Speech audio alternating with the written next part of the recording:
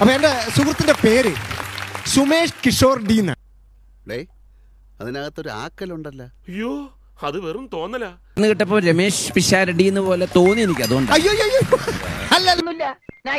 അതെ സാർ ഉദ്ദേശിച്ച പിഷാരടി സാറല്ല.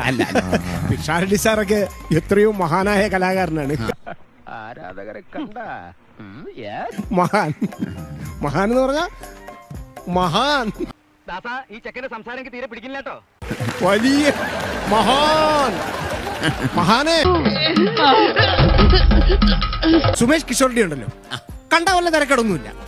പക്ഷെ വാ തുറന്ന മണ്ടത്തരത്തിന്റെ അയ്യര് കളി എന്ന് പറഞ്ഞ അയ്യര് കളി. സൂക്ഷിച്ച് സംസാരിച്ചില്ല എന്റെ വിധമാറും. ആളാരാണെന്നൊന്നും ഞാൻ നോക്കൂല.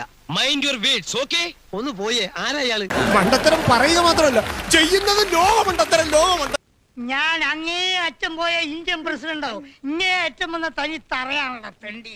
പറയുന്ന സുമേഷ് കിഷോർഡി എന്ന് പറയുന്ന ആള് അച്ഛന് മരുന്ന് വാങ്ങിക്കാൻ കൊടുത്ത കാശുമായിട്ട് വിവറേജ് പോയി.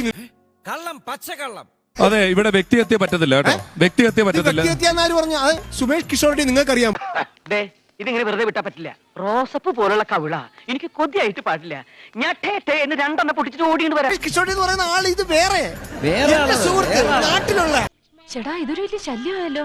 ഇതിവിടെ ചെയ്യാൻ പറ്റൂല കേട്ടോ. അതെന്ത് ഇവിടെ എന്ത് ചെയ്യാൻ പറ്റാത്ത? അങ്ങനെ സ്വഭാവമുള്ള കിഷോർഡി ഒരു ദിവസം തലയ്ക്ക് കൈയും കൊടുത്ത് ഇങ്ങനെ ഇരിക്കും.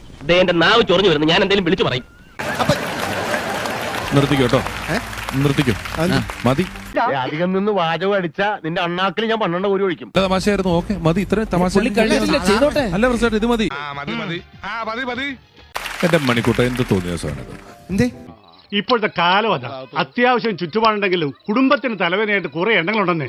ഇവനൊക്കെ മുക്കാലിൽ കെട്ടി ചാട്ടവാറിനടിച്ച് നാട് കടത്തണം. എല്ലാവരും ചേർന്ന് ശരിക്കും വാരി തന്നെ മറക്കില്ല.